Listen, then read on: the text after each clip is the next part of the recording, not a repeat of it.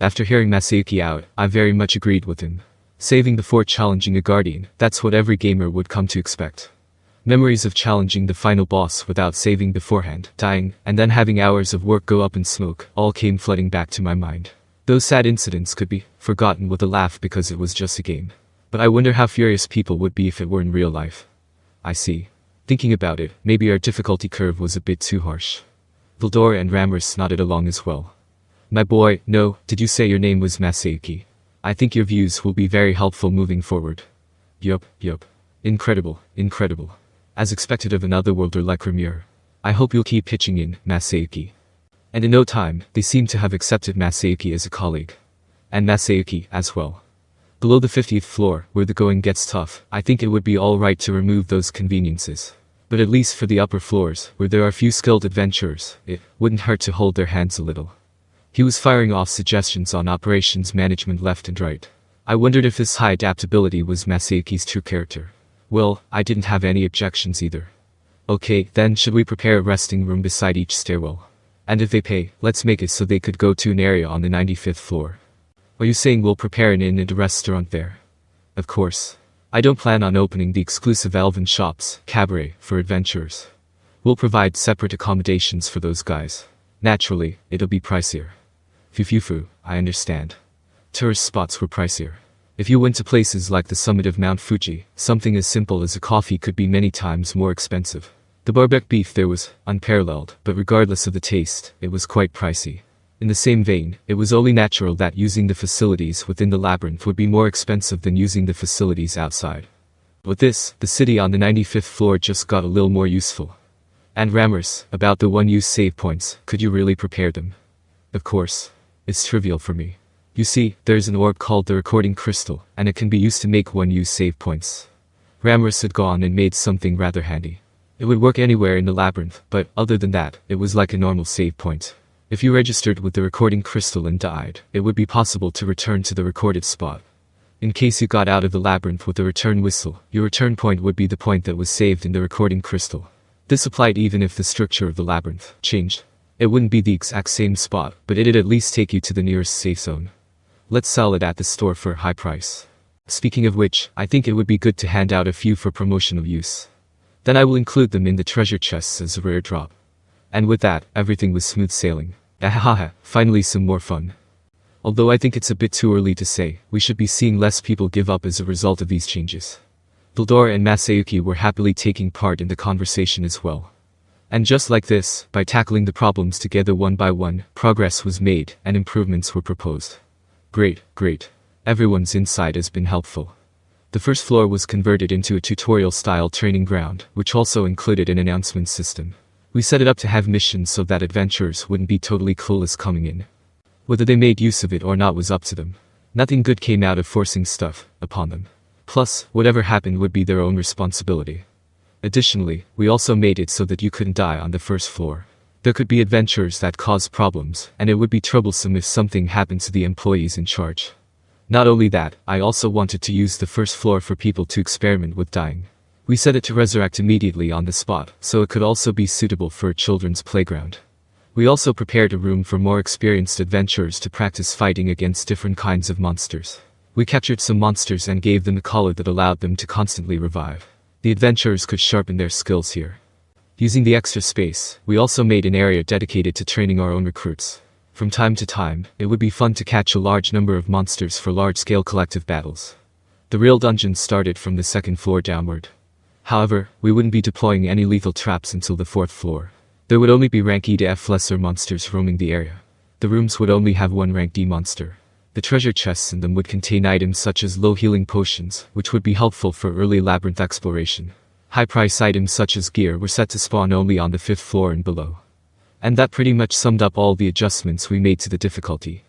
With this, the challengers can pick up the pace of their conquest of the dungeon starting tomorrow.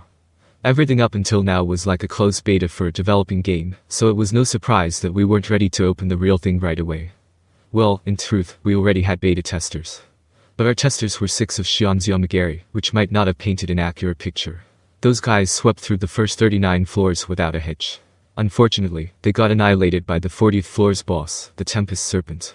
Thanks to that, we got the false impression that the difficulty of the labyrinth was just right. They didn't fall victim to the traps, nor did they struggle against the small fry monsters. I didn't think there would be any problems with the labyrinth difficulty after seeing their performance. Maybe they could even reach the 50th floor with a little bit more experience. Seems like I needed to be more careful when choosing testers. Xian trained them herself and they'd become more exceptional than we could have expected. Well, we can think about all that stuff later. Then, shall we wrap it up here? Are there no other comments or concerns? Even if I was fully satisfied, I still had to make sure everyone else was fine with it, too. A lot of suggestions had already been made, so I thought that was gonna be all for today. However, Mjöllmile suddenly interjected, could I say one more thing? Eh? Is there something else? There is. It's about the management of the labyrinth. Ah, is this about the labyrinth's advertisement and fee collection? I definitely was concerned about that part as well. It had only been 3 days, so the profits probably weren't that noticeable, but it seemed like Ramrus also smelled the money. She stared right at Mjöllmile with an avaricious glint in her eyes. She was such a vulgar fairy that it made me laugh. Haha, even if you look at me like that, the fund collection has only just started. The report I will give is related to the advertisement. Mjöllmile smiled bitterly as if he were giving an excuse to Ramrus. Mjöllmile then hardened his expression and began the explanation. I've already come up with an idea of monetary reward to attract the attention of the nobles. How about 100 gold coins? Ho ho. That would only be natural. Of course, Mjöllmile interjected. The payment will instead be in the form of 1 stellar gold coin. At least, that's my plan. Mjöllmile had already read my intentions and was planning accordingly. I learned one thing from my mistake before. He thought of converting the stellars to just regular gold coins for the sake of liquidity. As far as I knew, even just 100 gold coins should be nearly 10 million Japanese yen. But isn't that too low? It might have been a lot of money for an average Joe, but it was hardly enough to convince a noble. Of course, the labyrinth had more to offer than 100 gold coins. Rare drops from treasure chests, magic crystal, etc., but I didn't think we should be relying on those alone. Mjöllmile answered my doubts with a reassuring smile. Yuhu, those doubts are natural. I will advertise that this reward will go to those who beat the 50th floor. Only the first set of teams every month can claim this prize. If it's just one person, then he or she will get everything. If you have a party, then the reward will be split. However, there's more to it. According to Mjöllmile's explanation, each boss monster would drop a reward when subjugated. The 10th floor's guardian was a rank B black spider. If you subjugated this one, then the first 5 teams would get a reward of 3 gold coins. On the 20th floor was the rank B plus evil centipede. It was a fairly strong monster that could spew long range and potent paralyzing breath. If you subjugated this, the first 5 teams would get a reward of 5 gold coins. We placed a rank B plus ogre lord and his 5 subordinates on the 30th floor. They differed from Benimaru and his clan in the sense that they were brittle monsters that acted only on instinct. They possessed tremendous strength and were capable of coordination. Since you would be battling against a group of monsters, fighting them would be difficult without a team. The reward for beating them was 10 gold coins. The same first 5 team policy applied as well. And from here on out it genuinely became difficult. The 40th floor had the Tempest Serpent, which was rank A-. This guy had a lethal ranged attack called Poison Breath that was capable of instantly annihilating naive parties. Seriously, beating this guy would prove no easy feat, even for an A-ranked adventurer like Guy. The reward was 20 gold coins. Only the first 3 teams could claim it, but only very few people would be able to beat it and survive. The job as the 50th floor's boss was scheduled to be handled by Gozer and Mezer on a rotating basis. They had evolved beyond rank A, so those who could take them down were quite limited. If you broke through the 50th floor, then you would receive 100 gold coins.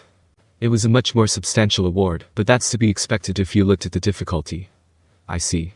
Seems like a fair distribution. If we advertised it like this, would we be able to spark the competitive spirits of the nobles? It's exactly like that. We can fuel their competitive drive even further by announcing the subjugators each month. Since the reward is only limited for the first time, the same person can't receive the reward multiple times. This can avoid causing excessive competition. I see. If they could only claim it once, there wouldn't be a point in obsessing over fighting the bosses of the prizes. We could also prevent the same people from monopolizing the monthly rewards. Since the amount of people that could receive the reward were limited each month, we could calculate it as a fixed business expense. Then, can we adjust the profit margins? No problem. I've calculated based on the sales of our first 3 days of running the labyrinth. We may even raise the prize money a bit. The prize money would only be a small part of our actual profit. We were merely trying to incite the participants' competitiveness and their willingness to try their luck. Our balance wouldn't be at a loss anyways, so this was a great strategy. Someone breaking through the 50th floor seemed like a distant future for the time being. With that in mind, the money we would have to distribute was rather trivial. If push comes to shove, we could ask Masayuki-sama to break through the 50th floor and to promote the labyrinth, but what? With Masayuki-sama it's only a matter of time. Fufu, as expected of Mjöllmile, he was proactive with these things. He seemed to have made a plausible plan, so let's go with that. It's a plan. We could spread Masayuki's fame and also advertise the dungeon at the same time. We should look out for a time when the mainstream meta becomes stagnant and begin that operation then. I was thinking that as well. As expected of Rimuru-sama. Kerfufu. It's nothing really, Mjöllmile-kun. Mfufu. I laughed with Mjöllmile as I was satisfied. Excuse me, what about my opinion? Masayuki wanted to say something, but I pretended that I didn't hear it.